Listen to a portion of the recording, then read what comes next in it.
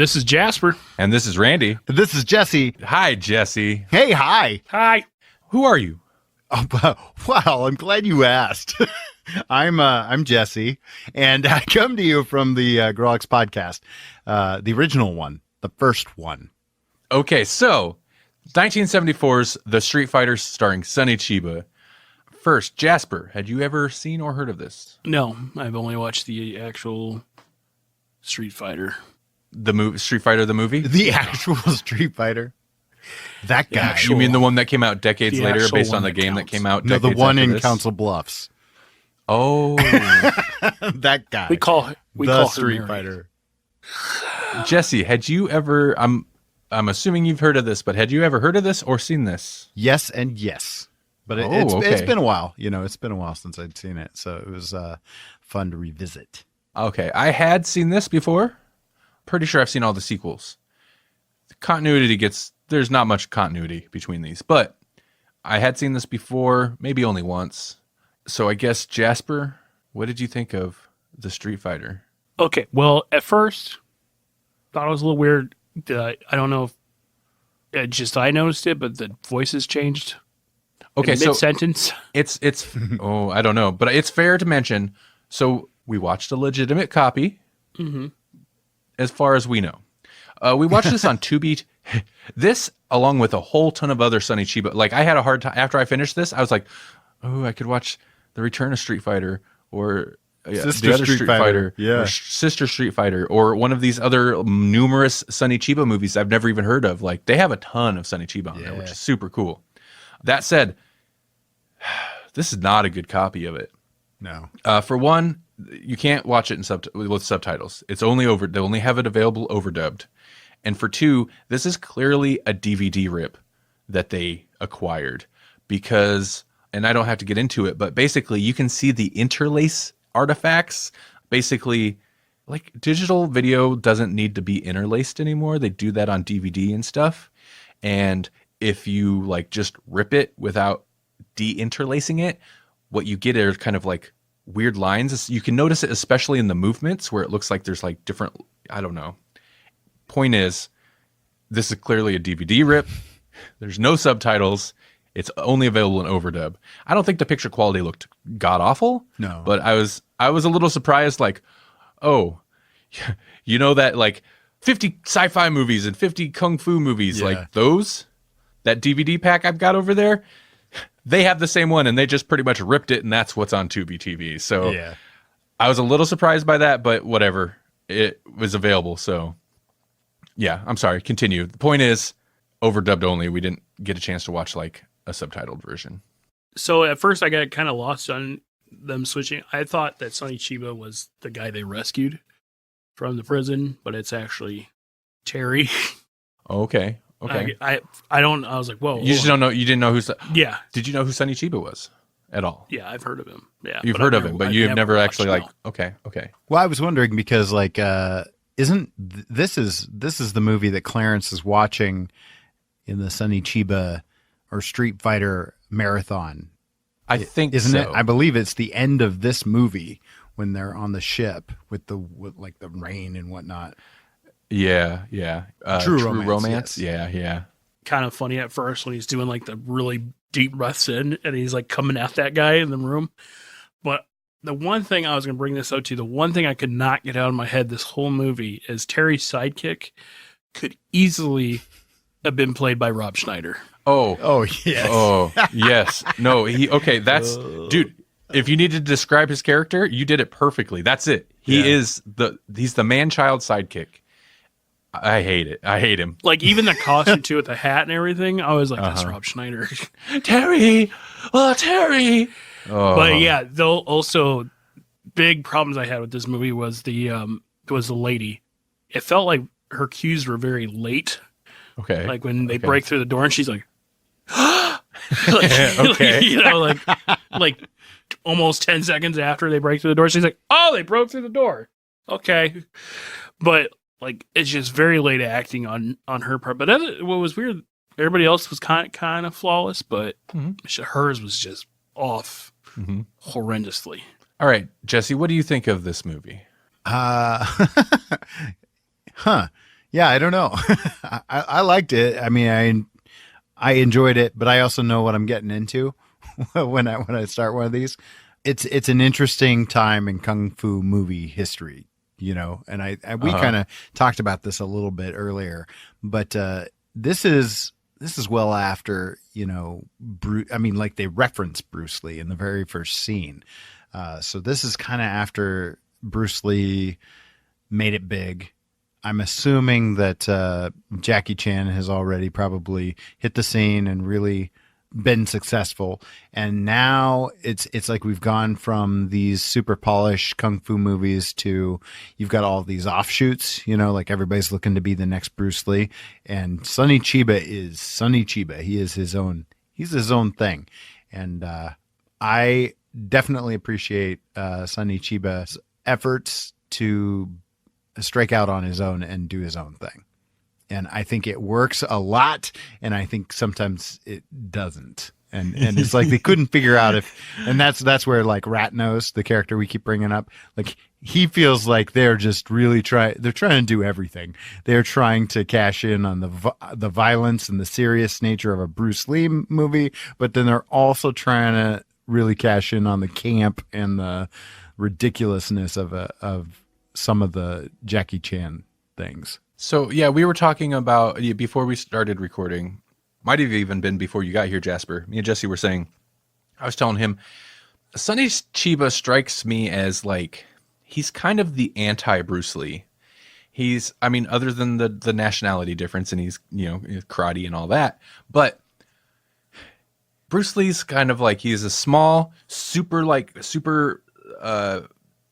the word? I mean, he's like super defined. He's cut. Dude's yeah, cut. yeah, yeah. Firm. That's not the word. Firm. Crisp. Yeah. He's so crisp. Slender, I guess. Slender. It's like a Ruffles chip. He's so crisp. Slender. Just put him in very Sprite. That's all you do. Very smooth in his movements, and he has the whoa thing. Yeah. Definitely the good guy most of the time, Bruce Lee. Right. Whereas Sonny Chiba is big and tall and lanky, and Jesse pointed out like his stance, his posture is terrible, and he's like hunched over, and like he's a much more, I mean, it's karate, but it's like he feels much more brawlery, and he has his own version of the Bruce Lee whoa, and it's the most disgusting sounding, like it sounds like he's hawking a loogie the whole time. And he looks greasy and his character in this is just nasty. Like he's an anti-hero, I guess, is what they're going for. Why does Ratnose love him so much? I don't understand. He's awful. I mean, for the most part, he's a villain until the story decides he needs to become the hero, I guess. Right. Kind of, maybe. Yeah, that's confusing too. And, Sonny Chiba will play good guys. But in some of the other Street Fighter stuff I've seen, even though the characters, he's not even always Terry, and the continuity issues, it's usually this. Like, it's kind of this nasty version. And it just struck me as like he's the anti-Bruce Lee. It's like Bruce Lee, but not. Yeah. But I really enjoy this. I think it's got a lot of problems, like not just like in terms of quality. There's just some problems to the story and the character. There's problems. And there's aspects like the Rob Schneider character. I'm so glad you mentioned it as Rob Schneider because that's exactly what he is. But Ratnose, I hate it. I hate that character. I hate that character in every movie that has a character like that. But I kind of love this movie. I don't know why. I'm a sucker for Sonny. I like this like gruff. It's endlessly entertaining, his performance as this kind of gruff, villainous hero who makes these haka-loogie sounds and makes these facial expressions that are just straight up goofy. Like there's a couple moves where he'll like do this like backhand punch thing to where, he'll punch somebody just behind him and put his face like right up in the camera and just and the way he holds his lips, I'm like, there's no way you didn't know that was just the goofiest looking thing. But they just all in. Yeah. I could not get over the Terry, Daddy. I hate him. It's the word Terry. No, Terry. And I mean, again, we watched the overdub thing, so that doesn't help. But I don't imagine the performance was much different in the original language. No. I actually think the story's not bad. It's a decent setup for a story. Now, the Chinese and Japanese criminal syndicates were both mixed up in there, but there was also like a white guy mixed up in there. They differentiate. There's the Yakuza and like the mob. And I can't remember, like the big secret is they were working together. Right. But which one was Terry working for? It starts out like it's basically like this family is trying to get their brother out of prison. That's right. And so it's kind of murky in how all that coalesces.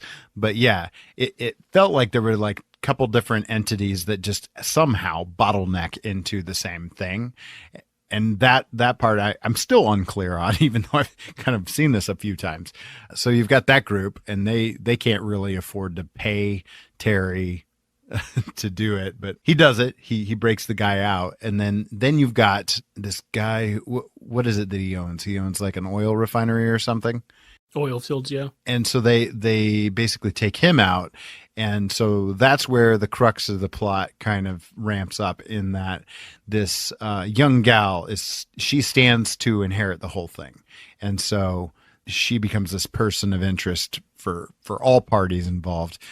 Some people want to protect her. Some people want to abduct her and make her sign over the fortune or her inheritance. And that's kind of where or else. And that's kind or of else they'll sit and wait longer for her to sign it. Right. Yeah. It's a little convoluted, but yeah, that's where Sonny kind of comes in. Some people want to hire him to do the abduction, and then other people are like, no, we want you to help protect her.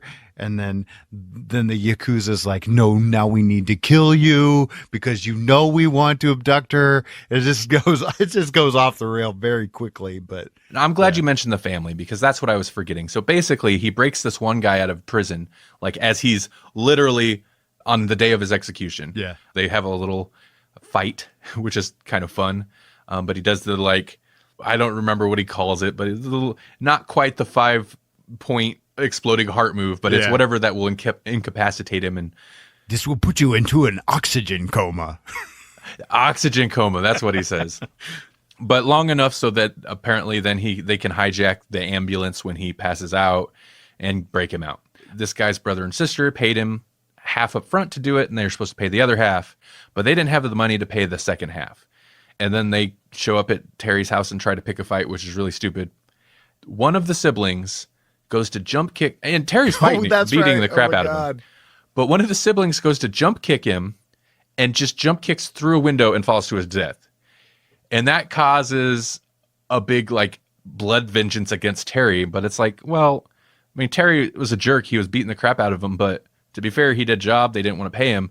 And then the guy jumped out of a window on accident. It's not really his fault. Right. However, what is his fault, and this is where Terry's character...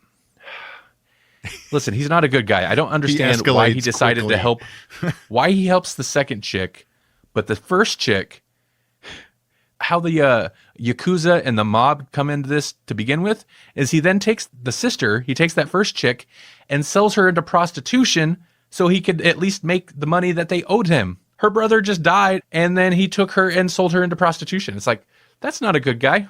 No. That's not a good guy move. Nope. Not a good guy at all. And so then when the mob, and he finds out, are working with the Yakuza, offer him we want you to basically take out this chick. And he's like, no, I don't work with the Yakuza or whoever. You guys are thugs, and there's nothing more that I hate than thugs. And what? Where's I don't understand your motivation. But what are the rules?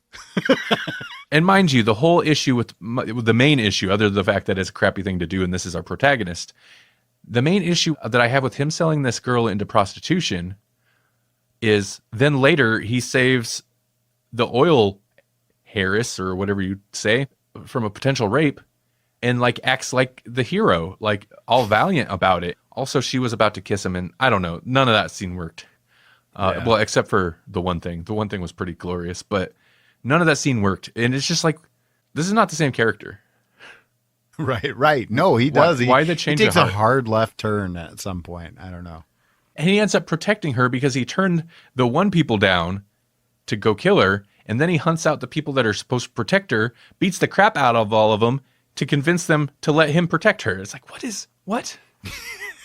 Right. So I know I said I think the plot line could work. I think it still could. It's just the way they go about it is so weird and messy. Yeah. And the character motivations are all over the place. I do like when he goes into this dojo. It just beats the crap out of everybody and then gets into a fight with the little short fat The instructor. Yeah. the instructor. And the instructor's actually like kind of a bad. Yeah. That was kind he of just fun. does like very simple movements too, but he just starts owning him. And then it stops abruptly and he's like, "Oh, I see what you're getting at." I'm like, what? How do you see it? I don't see it. You want to get hired for a special job.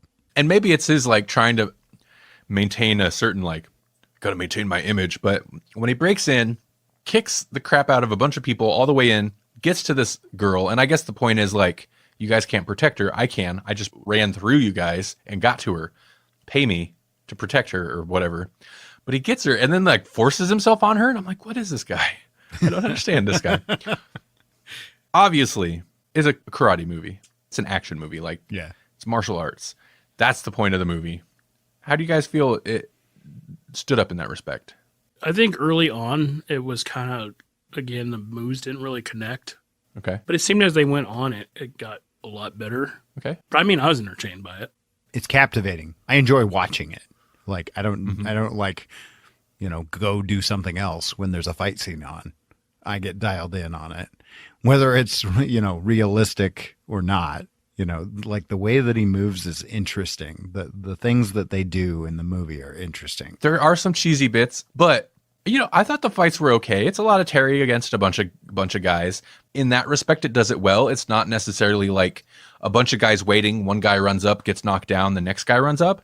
I like the moment where they did what I later called the thinking man punch, where he like punched past his face, and then his chin was resting on the top of his hand, and he like looks at him. Oh yeah, yeah. Which also again brought up another star in my head. That guy that had kind of like a white face, like powdered face. Uh-huh. I was like, he could easily be played by David Bowie. Like, Oh, with the blind guy, or no, the other guy with the knives? yeah, Well, that reminds me, there's some terrible. Listen, if you're a knife guy, if that's your shtick, and you're going to murder somebody in public, don't then like stand there right around the corner with the knife in hand, mugging the camera until everyone looks and be like, give a nod, and then put the knife away and start running. Just run. yeah. He's like, I killed him because he said something weird or said something bad about the other guy.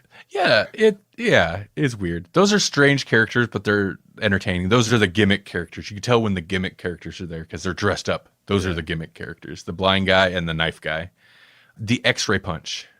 Long before Mortal Kombat, Yeah, right. we had an X-ray punch, which was pretty cool. Yeah, they said that was the director's trademark. Oh, really? Yeah, I liked it. It goes to basically like an X-ray shot. Essentially, he does a chop on the top of a dude's head, and so you kind of see the skull crack a bit. But then when it cuts back to normal vision, dude just covered in blood. Oh yeah. And we get the hypercolor blood in this too. I was gonna say it's got Jasper's favorite kind of blood, the very paint. you can tell too that skull is like in like ballistics gel because it like Oh yeah, wobbled. yeah, after he got for sure. hit. And there were a few action scenes that I enjoyed. Like, I don't know, was it a bulldozer? Some construction equipment pulls up behind them in the middle of a kind of Looked like a backhoe. yeah, and it like grabs the top of their car and picks it up. Just stuff like that. I thought the action was pretty entertaining. They introduced this one character who's one of the like kind of the villains that sticks around at the end because he's kind of, I don't know, honorable, I guess. Mm-hmm. I can't remember his name offhand, but he's like, such and such the cutthroat. I'm known as the cutthroat because I'm a cutthroat. I will fight you, blah, blah, blah.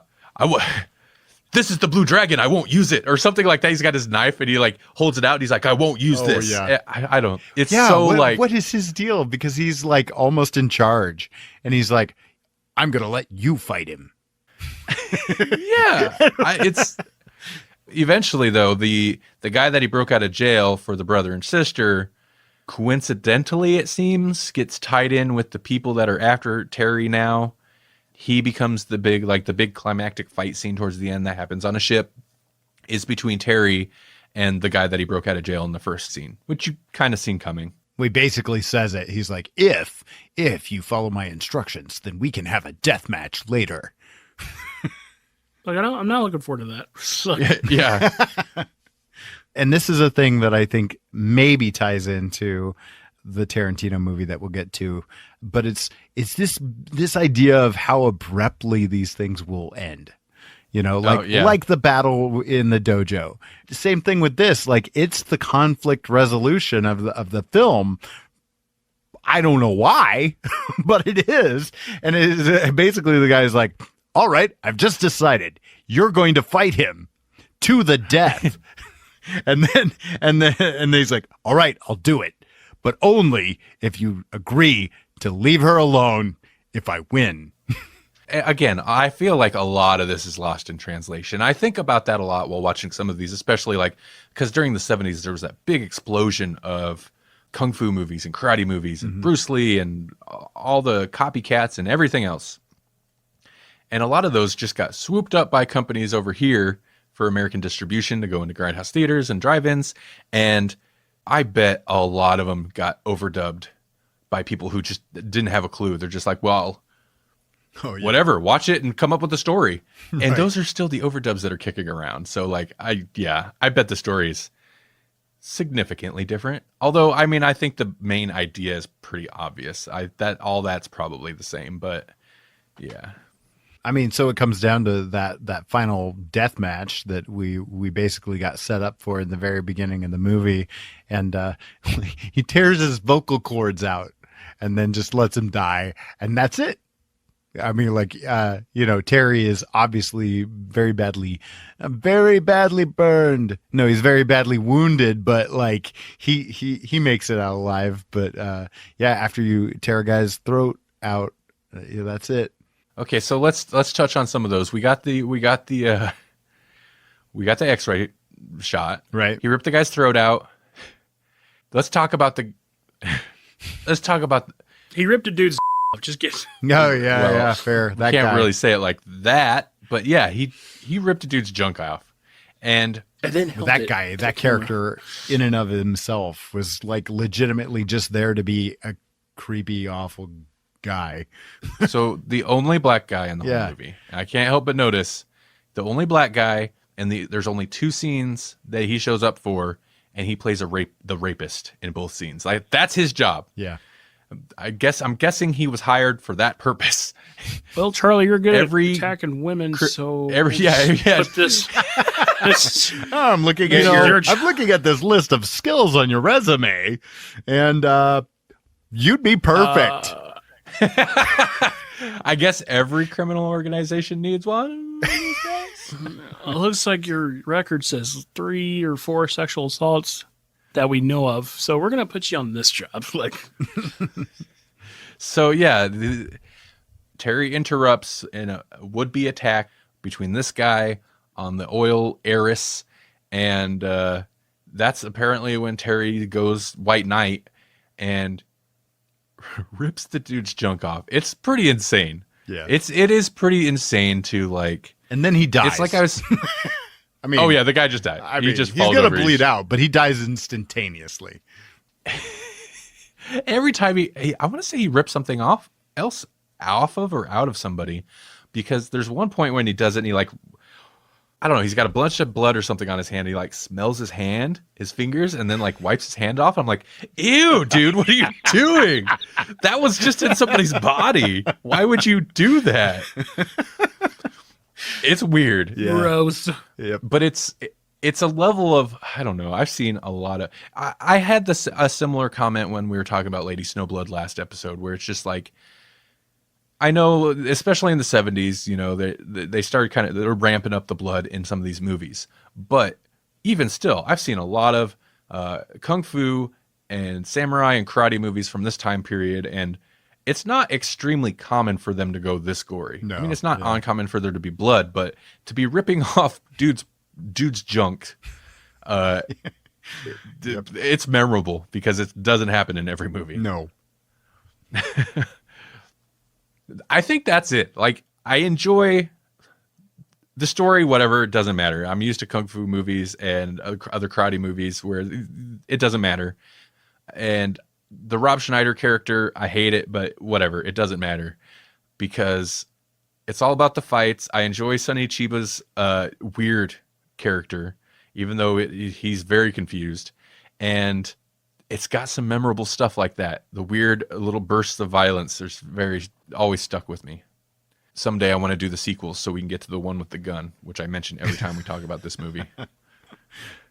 Okay. Whew, star ratings. You guys ready? Oh, man. I don't even know what to compare it to.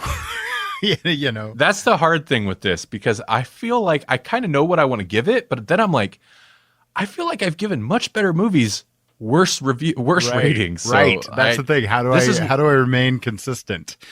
I think this is one where you really got to not compare and you just got to go with your gut. Like, right. And I'll say right now, for me, star rating, it's not necessarily even quality. It's just pure enjoyment level. You're right. I'll jump in first. I'll say, Jasper, you always guess my star rating. So what do you got? What are you guessing? I'm going to say. I'm going 3. You're right. God, you do nail it almost every time. Yeah, I'm going to go 3. You know, it's not the highest quality movie. I think it's a classic in its own way. I can't justify going higher than 3. I maybe got a 3.5 enjoyment out of it, but I'm definitely, I'm going 3. I'm going same 3. I mean, I was entertained by it. I always kind of like these old martial arts movies just because, like, you know, it's not over the top. They're not flying around on wires and crap like that. It's just more. That's true. It's not like a wire work kind of movie. Mm-hmm. Yeah. Not like, you know, Crouching Tiger, Hidden Dragon, fly across the room. You know, the one guy that tried just flew through a window and died. Yeah, so don't ever try that, kids. Oh my God. But it's kind of like, I think why especially kids like these kind of movies is like back like when I used to take Taekwondo back in the boys club. You know, you're like, I can do this like stuff and look cool, and you know, but you know, you can't fly across the room and miss your target and fly out the window. That teaches you a valuable lesson. Don't do that. Don't jump through windows. Don't try a flying kick. Nope. Okay, especially when you're in a building that's higher than ground level. Yep. But yeah, I'd say 3. Okay. Yeah, I'm 3 is that's what I was kind of planning to give it, and I don't even know why. Because I mean, like if I'm recommending kung fu movies to people, like I'm probably going to throw them a Bruce Lee or a Jackie Chan, because I've watched an awful lot of those too, and they're kind of the high watermark, right? But but I do enjoy this movie, and I do enjoy Sonny Chiba, and I like the fact that he's playing with things. Bruce Lee and Jackie Chan kind of set a standard, and Sonny Chiba movies don't play in that sand. They play in that sandbox, but they kick sand in your face. You know, they're playing with stuff in different ways. They're actually they're at the same time that they're maybe not trying to make the world's greatest kung fu movie. I don't know if they were or they weren't, but they do some really cool things, some things that have never been done before, and I respect it. So, and I enjoy it. I mean, maybe for reasons I'm not supposed to, but I do enjoy it. So I have to go 3, even though I do have to admit that it's not like the best. You know, if I'm going to recommend this to somebody, I got to really know that they like it. You know, like they like the genre. They're okay with some schlock, because you'll get a little schlock with this, but you're also going to really enjoy some of the weird stuff that this throws at you. So yeah, 3. Yeah, no, I think you nailed it, because to that end, like, I agree. It's, if you're looking for something to recommend to somebody, like, oh, you want to watch a cool martial arts movie, I wouldn't start with this, but if it's somebody who I know either likes a certain style of like 70s or B-grade movie, or if they already are into it and they've never seen it, I'll be like, oh yeah, you need to watch Street Fighter, man. Yeah, for sure. And it becomes like an experience too. It's like, okay, yeah, you like kung fu movies. Have you seen Street Fighter yet? And you know, like I said, when this got over, I kind of had a hard time not just like I seen Tubi TV, man, all the sequels right there. And I had a hard time not just like hit and play on the next one.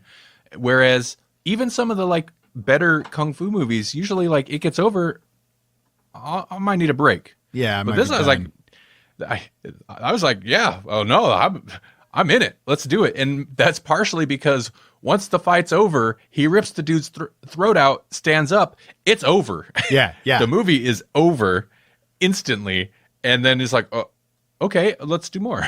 Yeah. Well, and runtime's not too bad on this. It's what, an hour and a half, maybe? Yeah, maybe. It's not. Yeah. Oh, yeah. It's not bad at all.